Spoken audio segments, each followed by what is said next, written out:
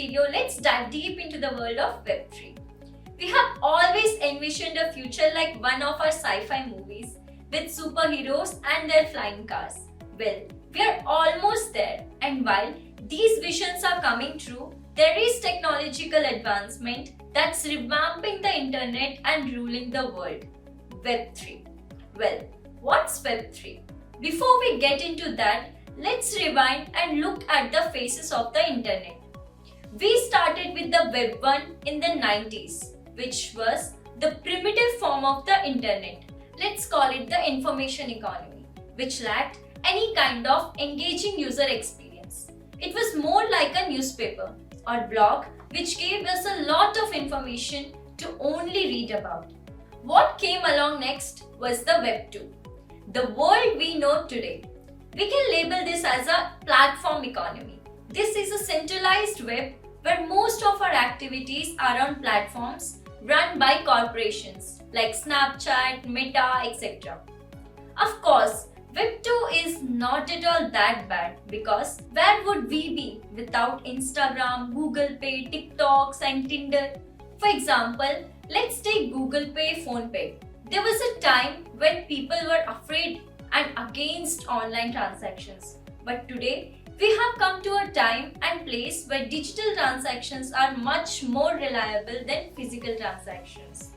Finally, answering to what Web3 is, the new era where all of the content you consume is more personalized than ever before. Well, Web3 is a currently work in progress. In technical terms, as read and heard, it is the latest internet version, a decentralized online network built and established through the blockchain. We could call this the ownership economy. Web3 is ushering the entirely new way people participate on the internet. Here, users engage and interact on the Web3 platforms without having to exchange their data for access. In simple words, Web3 is a read-write-own form of the internet, where individuals can read, interact and have some form of ownership on the internet. The major aim of Web3 is to give back the internet power to the users. As with Web3, there is no central authority or governing bodies controlling the platforms or apps. In Web3, corporates aren't collecting or monetizing user data for access into their service or apps.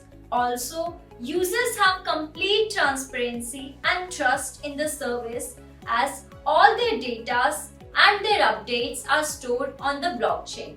In contrast to Web 1 and Web 2, where founders and organizations were the big winners, everyone can benefit more directly from Web3.